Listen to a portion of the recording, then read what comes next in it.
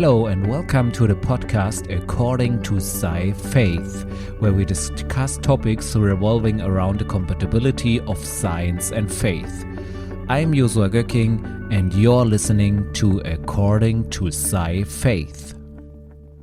Episode 49, Atomic Swerve. In this episode, I want to talk a little bit about something different, something we do not talk so much about. It's more about the Greeks and how they did science, or their philosophies and how they interpreted science in their philosophic ideas. And we want to talk about two philosophic ideas that were present around 300 BC up to a later period, even when the Romans were still around. And these were kind of two philosophies who are kind of in contrast, who are kind of contradictory to each other, but who are also similar in some ways. And we want to discuss them, and especially for one direction, we want to really see what they thought about science, what implications they thought their philosophic ideas will have for nature. And the one idea I want to talk about is Epicureanism, which is named after its founder, Epicure. He was a philosopher in the Greek around 300 BC, as I said. And he was of the idea that the world is a materialistic world. So he was thinking of the world in purely materialistic terms. Of course, I mean, they were Greeks, so they believed in all their gods. They had this polytheistic worldview. But the Epicureanism or Epicureanists, they were basically thinking that these gods are not involved in the world here. They basically are somewhere out there, and they do not really involve themselves in our matters, and therefore they had a worldview of a pretty materialistic ways where the gods might be still there but not really there. So kind of this way. But what made it more than that, they had this idea or this worldview that the purpose of life was basically to increase one's own pleasure. This is how often, because oftentimes it's today one sees this as some hedonistic philosophy, something that it's only interested in its own pleasure and doesn't care about anything else. But the worldview was actually kind of a little bit different.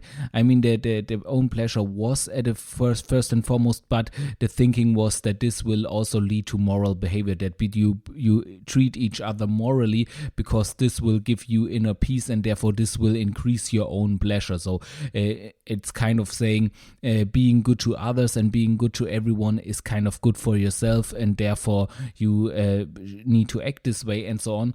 And this was the basic idea behind it.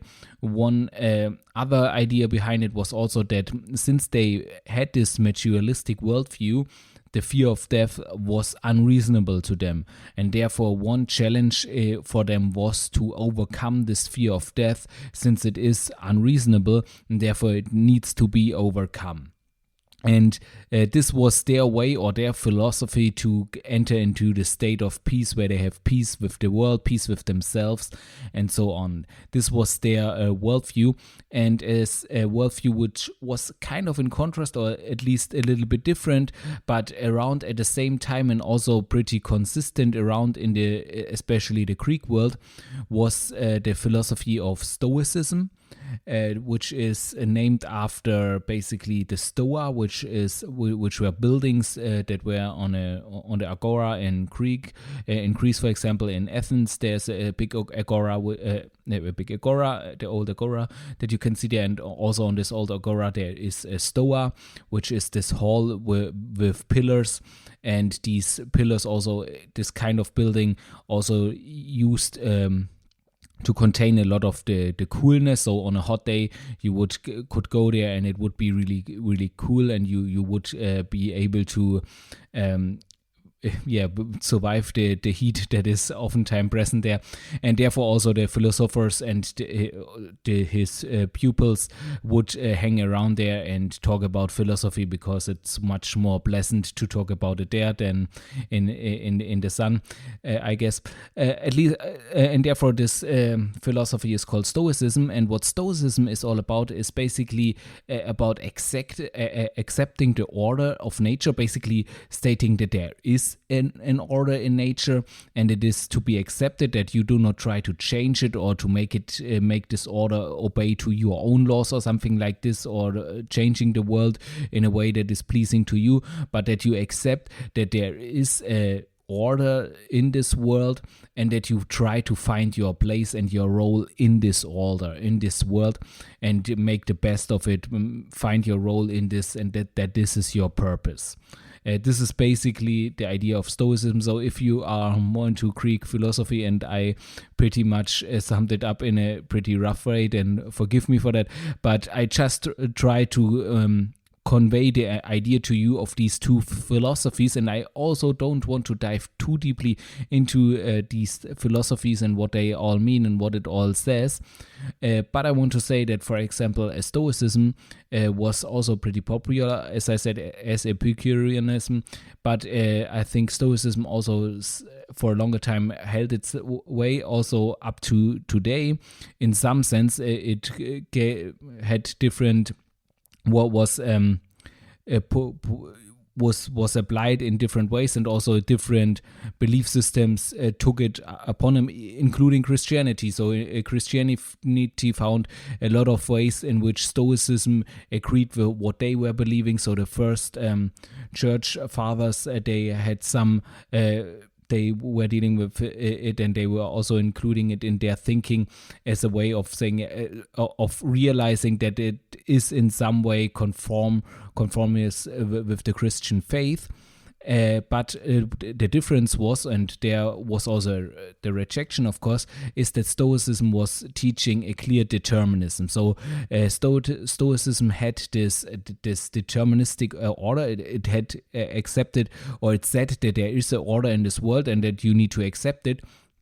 And the way it did it is what it said, that this order is deterministic. That is a deterministic order which is firm, which is set, and therefore you cannot change anything about it, and also therefore your future is set and anything is set in place, and which also to some degree said that you cannot change anything about this world anyway, and therefore you just don't need to try. It was also, and I think this part of this philosophy, especially in Christianity, was rejected, where you kind of to give in to this world because it's already in this order and you just need to find your place in it.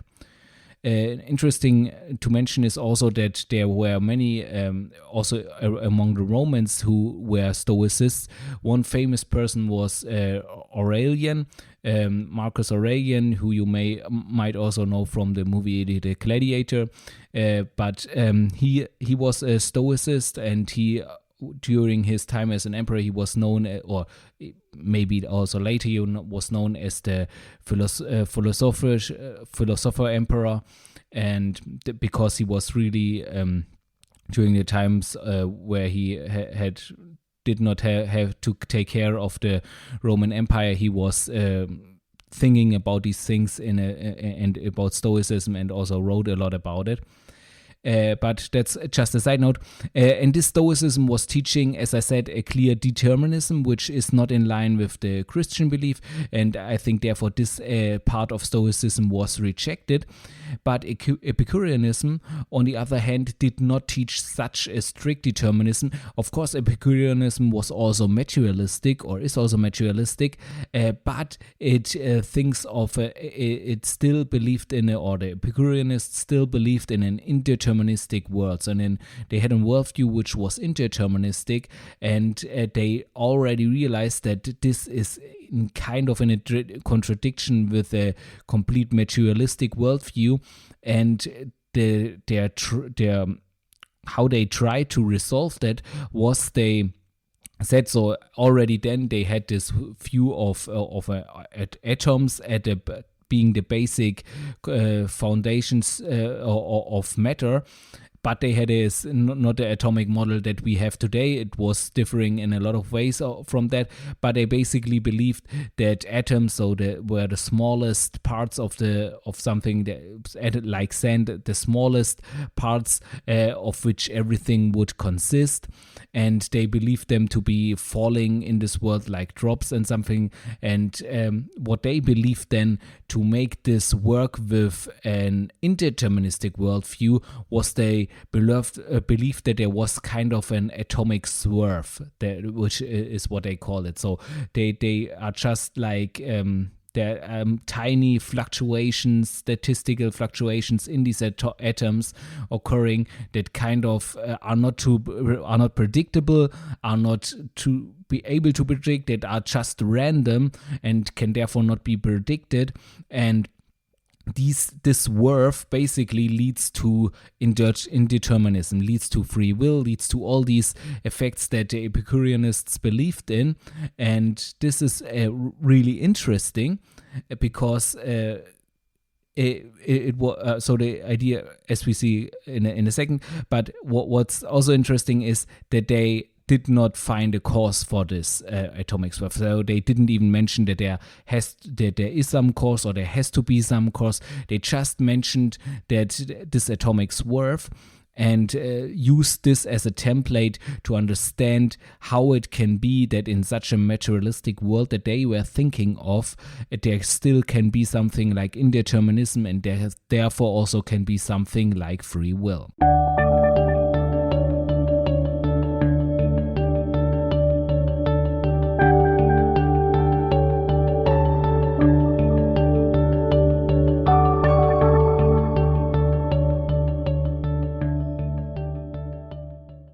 Okay, time for a short break. In this break, I just shortly want to mention other products that you can have except for this podcast. So for once, if you want to really learn more about the Sci-Faith podcast, I really recommend to you to get my book, Sci-Faith, The Compatibility of Science and Faith, which is available in English as an ebook. You can order it at Amazon. I really encourage you to read it to get a deeper insight into the ideas behind Sci-Faith, how science and faith can be combined, how they are compatible, and in which way you can find this or combine them to each other. Also, if you like reading novels, especially if you're interested in science fiction, I recommend to you my book Alien Thoughts, which is also about technical topics. Also, these ideas of Sci-Faith are baked into this book and many other ideas. Basically, the whole story of the gospel is told in a way in a science fiction story. So if you are interested in this, I really recommend it to you. This is also available as an ebook, also in English. And I also have, if you are familiar with the German language, I also have a new crime novel. It's called the Odysseus-Liste, where it is about basically a murder that needs to be, or it looks like a suicide, and it needs to be resolved. And there are many also interesting points in it about open source technology and so on. And also it has this idea behind Sci-Faith that you also find in my book, Sci-Faith, The Compatibility of Science and Faith. It's also in there. So I'm always, when I'm writing these books without this intention of putting these ideas into it, I'm always astonished that later I find that they still are in this, because those are basic principles, and I think it's interesting how they come up basically everywhere in every story and so on. And if you are interested in this, it's a pretty short book. You need to be able to read German, of course. It's only 75 pages or something, so it's a quick read, but it's also really exciting and a really nice story, I think. And this you can also order at Thalia. And I'm looking into, maybe I can do an English version of this. I see what I can do. And if so, then I will announce it as soon as it is possible. Maybe also the books I mentioned right now, except for the last one, they are only available as ebooks. Maybe I will convert them into a print version that you can also get a print version of this. If you would be interested in this, if you say, I really would like to read those books, but I only read print versions, then let me know. Then I know there is a demand for that, and then I will try to put more effort into this endeavor. And if you have any kind of feedback to my books, or want to write a review, or want to get in touch with me, and you can always use the contact form at my webpage, sci-faith.de/en. I really like to hear from you and get any feedback from you, and also ideas for new podcast episodes and so feel free to contact me at any time.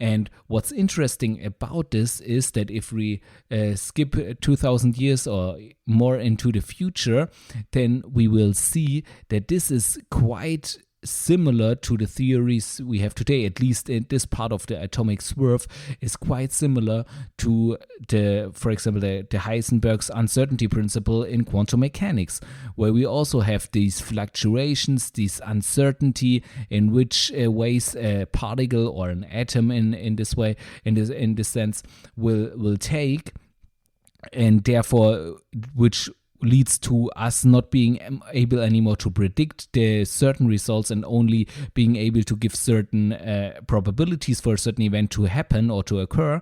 And therefore we have here the exact same thing that they already predicted, that there is some kind of atomic swerve that's going on at the atomic level. Of course, as I said, the atomic model they used was completely different than the one we know, or we are aware of today, or believe to be there today. And also a lot of other things were completely different. Their whole view of how these atoms are interacting with each other and so on was completely different to what we describe today. And therefore you cannot say, they already had quantum mechanics all figured out. That's definitely not the case. They were far from it, but it shows that in their thinking they kind of had this idea that something like these quantum fluctuations, something like these statistical uncertainties that are a core nature of science, these probabilities, these that are in nature, placed in nature, that this has to be there. Because if you look at when quantum mechanics was developed, it came really as a surprise to everyone, to every scientist. There was nobody who really did expect such a thing. Everyone was believing in a deterministic universe, and it really came as a shock when physics did not pan it out, and it looked like probabilities are at the core of everything. And if you look in this way, the Greeks already, at least the Epicureanists, they already saw that, they already predicted that, which is impressive. With their atomic model, which was far more primitive than ours, they predicted that. So it cannot be the scientific model that led them to that, because this was far more primitive. So what was it? And as we can see, it was their philosophy. So in their philosophy, there was something that seemed to show that for their philosophy to work, something that what they believed, or this atomic swerve had to occur. It had to be there, and therefore they came to this conclusion, although their scientific models were a lot more primitive. Because if you, I said it, I think sometimes already on this podcast, the Greek had a different way of doing science. I also talk a little about it in my book. They had a different way of doing science because they did not have the scientific method, and they usually did not take a great effort to test their thinking empirically. They were basically having the idea that if they deduce something perfectly, then this has to be the truth. If they take the right conclusions at every step, then this of course has to be the truth. This might well be the case. However, What I think they didn't know or they didn't take into account was that what happens when they do make a mistake, what happens when they do something wrong, or at least maybe they knew that, but they were not aware of a better way to test it, or of a way to test whether there is a bias in their thinking or whether they deduced something wrong.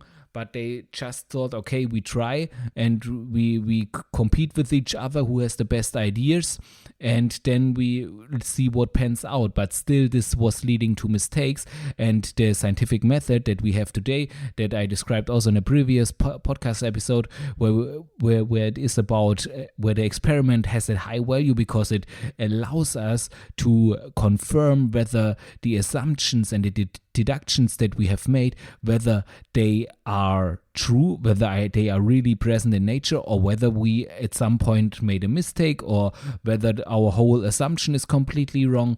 And therefore, this is much more effective than the science that the Greeks did. But still, as we see in this atomic swerve, there is something in this thinking of the Greeks which is superior to the one that we apparently currently use.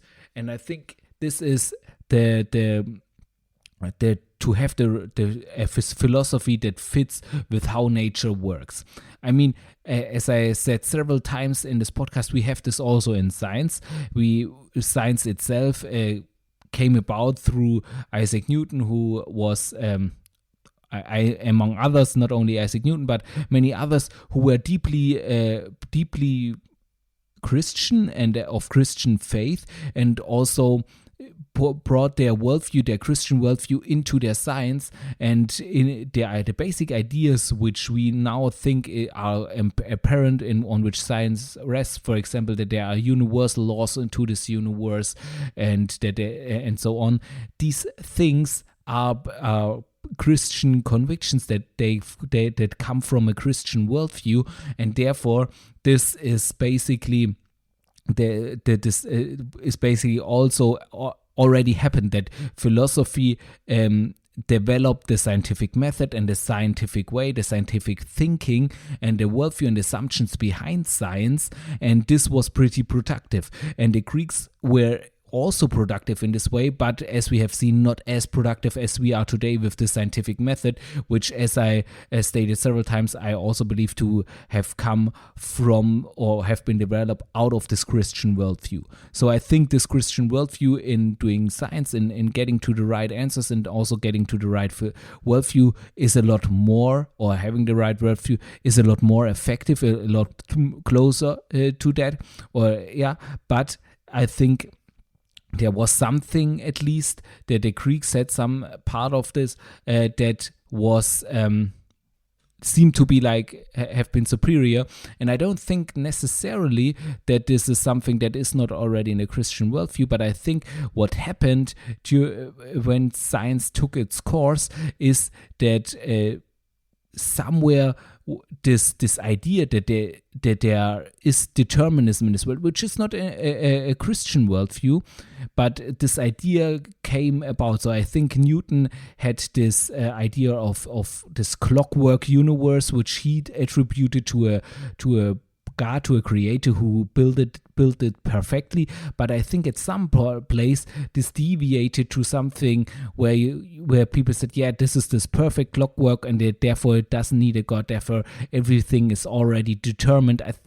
I don't think that this was really in Newton's mind, but later scientists came to this awareness, especially if you think about Simon de Blas, a French physicist, who basically stated, or it is said that he stated to Napoleon after he asked him why he did not mention God in his work, that he said, yeah, I did not need this hypothesis for my work. So, and he was pretty deterministic, so he was really thinking that the world is completely deterministic. So I think this worldview of determinism came about not through the Christian worldview, but by a later worldview which was getting more and more atheistic as science progressed.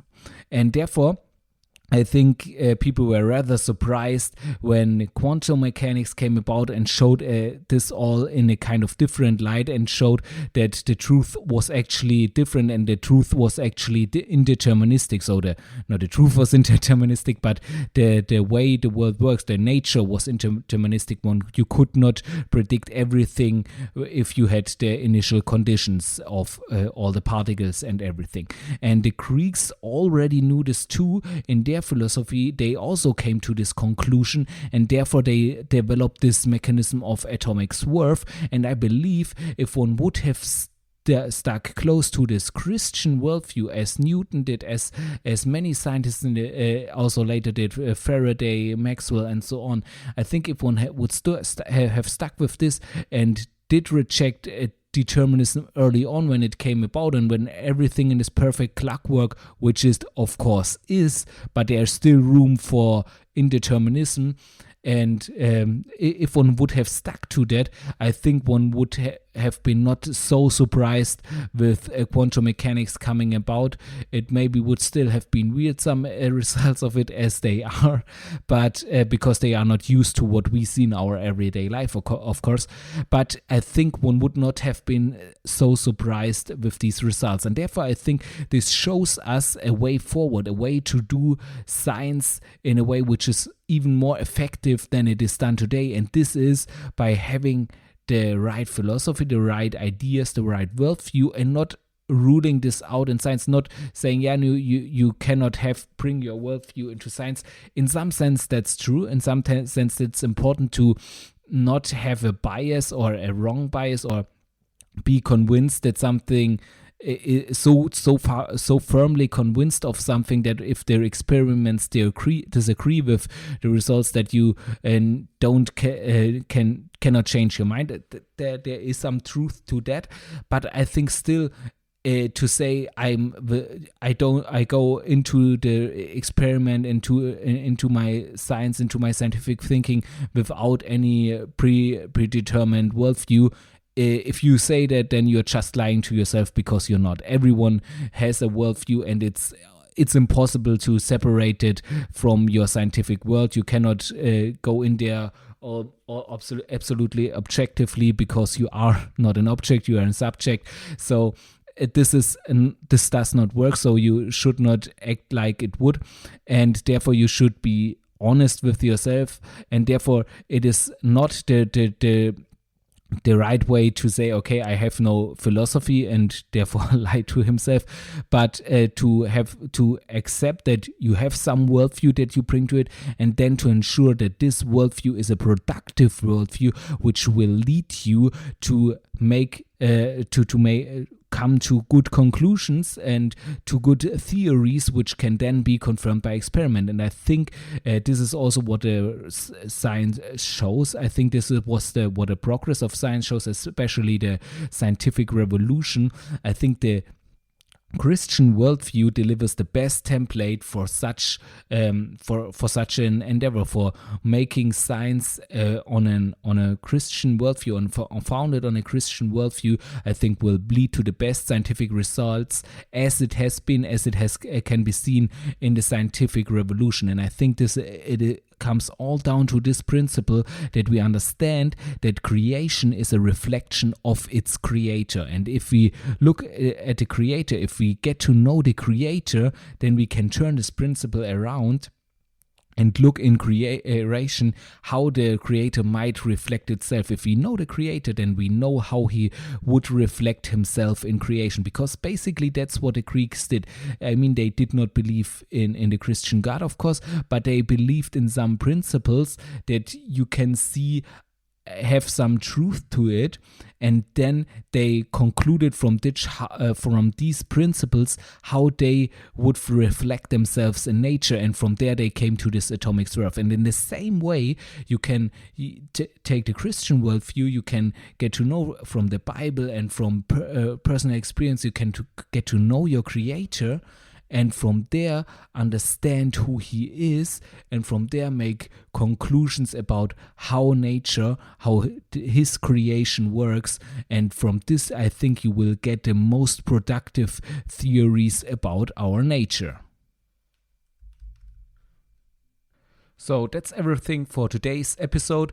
I hope you liked it and you enjoyed each part of it. If you want to get in touch with me or discuss a topic or want to give me some feedback, then feel free to contact me using the contact form on my website, sci-faith.de/en. And there you can go to the contact tab and contact me. And if you have any other things or episodes you want to have covered there or topics you want to have covered, feel free to contact me there.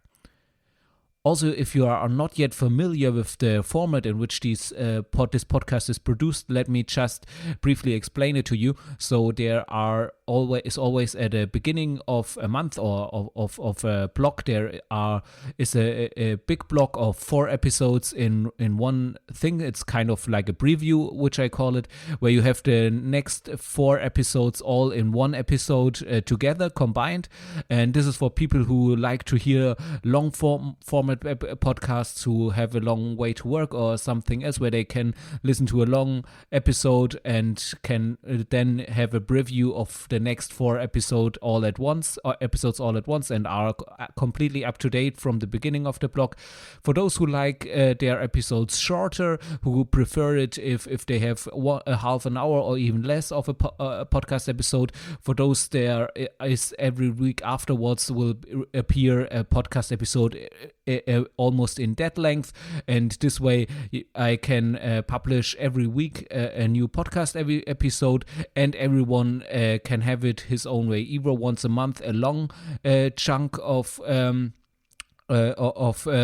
content, or once a week a shorter format podcast episode. So I think that's the best way for everyone, and also for me when I'm producing it.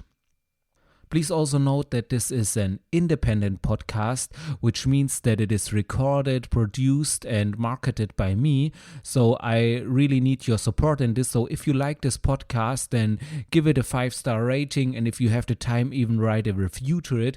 This just helps other listeners to become aware of this podcast. And then people who might be interested in this content can become aware of it. Also, if you have friends who you think would like this content, then recommend it to them and share it with them. Also, you can support me in other ways, for example by reading my blog and subscribing to my newsletter, or even by reading my books, which you can find on Amazon. For example, there is my latest novel out now is Alien Thoughts, which is pretty entertaining from the feedback that I gotten, and so it's also in some way related to science and faith. The topic of it is also in there, but of course you can also read the book to this podcast, Sci-Faith, The Compatibility of Science and Faith, which is also available in English since last year. Thank you for that. And now I wish you a wonderful day, and I'm looking forward for you to tune in again next time.